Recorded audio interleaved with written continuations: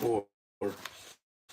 Then the inhabitants of Jerusalem made Ahaziah, his youngest son, king in his place, because the troops that had come with the Arabs to the camp had killed all the older sons. So Ahaziah, son of Jehoram, became king of Judah. Ahaziah was 22 years old when he became king, and he reigned 1 year in Jerusalem. His mother's name was Athaliah, granddaughter of Omri. He walked in the ways of the house of Ahab, for his mother gave him evil advice. So he did what was evil in the Lord's sight, like the house of Ahab, for they were his advisers after the death of his father to the destruction. He also followed their advice and went with Joram, son of Israel's King Ahab, to fight against King Hazael of Aram in Ramoth Gilead. The Arameans wounded Joram, so he returned to Jezreel to recover from the wounds they inflicted on him in Ramoth Gilead. When he fought against King Hazael of Aram, then Judah's king Ahaziah, son of Jehoram, went down to Jezreel to visit Joram, son of Ahab, since Joram was ill. Ahaziah's downfall came from God when he went to Joram. When Ahaziah arrived, he went out with Joram to meet Jehu, son of Nimshi, whom the Lord had anointed to destroy the house of Ahab.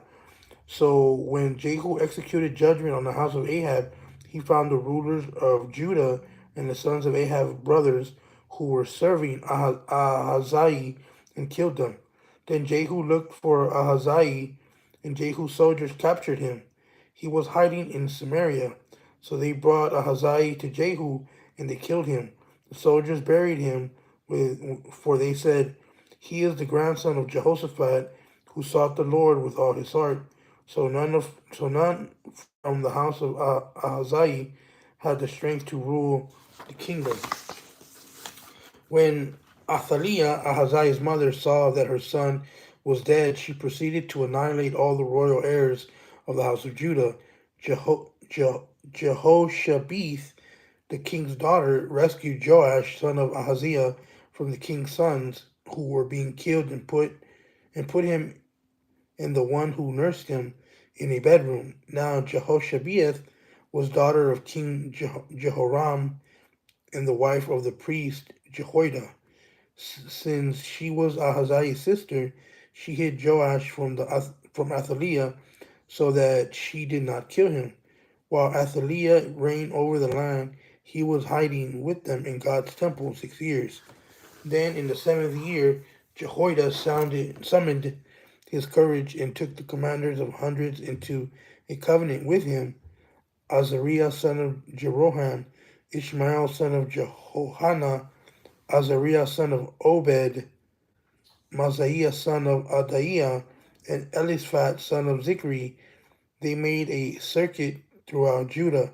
They gathered the Levites from all the cities of Judah and the family heads of Israel, and they came to Jerusalem. Then the whole assembly made a covenant with the king in God's temple. Jehoiada said to them, "Here is the king's son. He will reign, just as the Lord promised concerning David's sons. This is what you are to do. A third of you priests and Levites who are coming on duty on the Sabbath are to be gatekeepers. A third are to be at the king's palace, and a third are to be at the foundation gate, and all the troops will be in the courtyards of the Lord's temple. No one is to enter the Lord's temple but the priests and those Levites who serve. They may enter because they are holy, but all the people are to obey the requirements of the Lord." Completely surrounded the king with weapons in hand. Anyone who enters the temple is to be put to death. Be with the king in all his daily tasks. So the commanders, so the commanders of hundreds did everything the priest Jehoiada commanded. They each brought their men, those coming on duty on the Sabbath and those going off duty on the Sabbath. For the priest Jehoiada did not release the divisions. The priest Jehoiada gave to the commanders of hundreds King David's spears, shields, and quivers that were in God's temple. Then he stationed all the troops with their weapons in hand surrounding the king from the right side of the temple to the left side, by the altar and by the temple. They brought out the king's son, put the crown on him, gave him the testimony, and made him king. Jehoiada and his sons anointed him and cried, "Long live the king." When Athaliah heard the noise from the troops, the guards, and those praising the king, she went to the troops in the Lord's temple. As she looked, there was the king standing by his pillar at the entrance. The commanders and the trumpeters were by by the king, and all the people of the land were rejoicing and blowing trumpets, while the singers with musical instruments were leading the praise. Athaliah tore her clothes and screamed, "Treason, treason!" Then the priest Jehoiada sent out the commanders of hundreds, those in charge of the army, saying, Take her out between the ranks, and put anyone who follows her to death by the sword. For the priest had said, "Don't put her to death in the Lord's temple." So they arrested her, and she went by the entrance of the horse gate to the king's palace, where they put her to death. Then Jehoiada made a covenant between himself, the king, and the people. They would be the Lord's people. So all the people went to the temple of Baal and tore it down. They smashed its altars, its images, and killed Matan, the priest of Baal, at the altars. Then Jehoiada put the oversight of the Lord's temple into the hands of the Levitical priests, whom David had appointed over the Lord's temple, to offer burnt offerings to the Lord, as it is written in the law of Moses, with rejoicing and song ordained by David. He stationed gatekeepers at the gates of the Lord's temple, so that nothing unclean could enter for any reason. Then he took with him the commanders of hundreds, the nobles, the governors of the people, and all the people of the land, and brought the king down from the Lord's temple. They entered the king's palace through the upper gate, and seated the king on the throne of David. I'm sorry, on the throne of the kingdom. All the people of the land rejoiced, and the city was quiet, for they had put Athaliah to death by sword. Joash was 7 years old when he became king, and reigned 40 years in Jerusalem. His mother's name was Zibiah. She was from Beersheba. Throughout the time of the priest Jehoiada, Joash did what was right in the Lord's sight. Jehoiada acquired two wives for him, so he was the father of sons and daughters. After Joash took it to heart to renovate the Lord's temple, so he gathered the priests and Levites and said, "Go out to the cities of Judah and collect silver from all of Israel to repair the temple of your God, and as needed year by year, and do it quickly."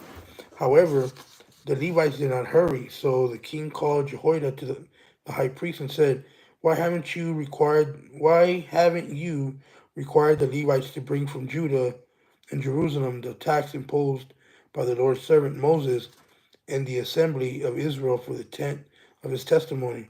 For the sons of that wicked Athaliah broke into the Lord's temple, and even used the sacred things of the Lord's temple for the Baals.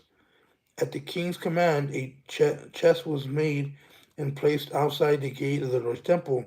Then a proclamation was issued with Judah and Jerusalem, and that tax God's servant Moses imposed on Israel in the wilderness be brought to the Lord.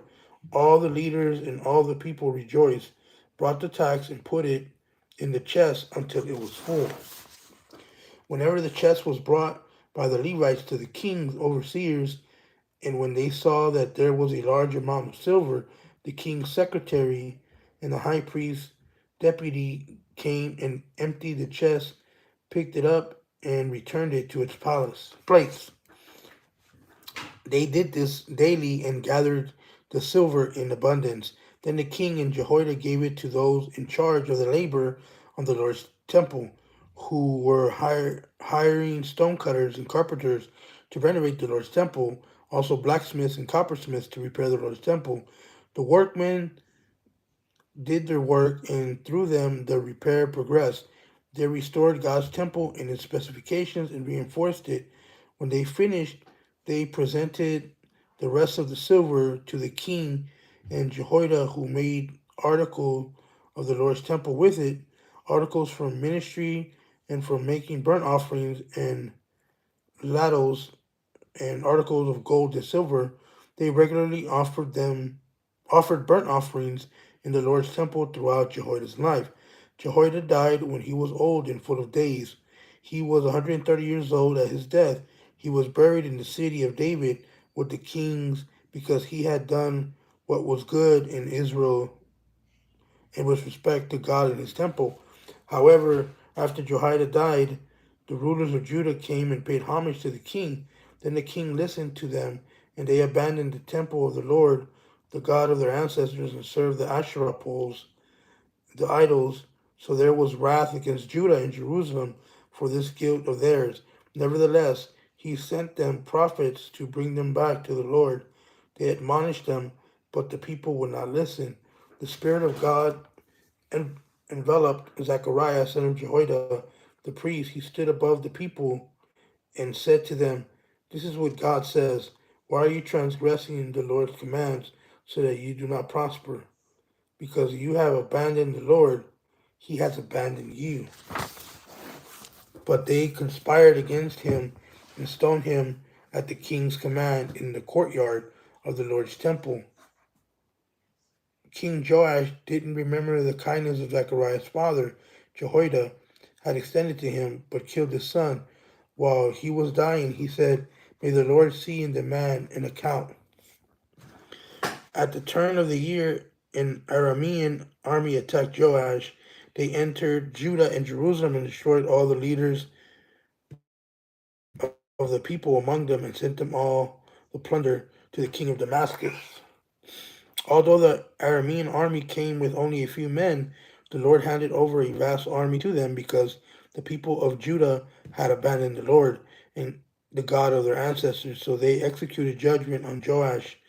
When the Arameans saw that Joash had many wounds, they left him. His servants conspired against him and killed him on his bed because he had shed blood of the sons of the priest of Jehoiada. So he died, and they buried him in the city of David. But they did not bury him in the tombs of the kings. Those who conspired against him were Zabat, son of the Ammonite woman Shimeath, and Jehozabad, son of the Moabite woman Shimrith. The accounts concerning his sons, the many divine pronouncements about him, and the restoration of God's temple are recorded in the writings of the Book of the Kings. His son Amaziah became king in his place.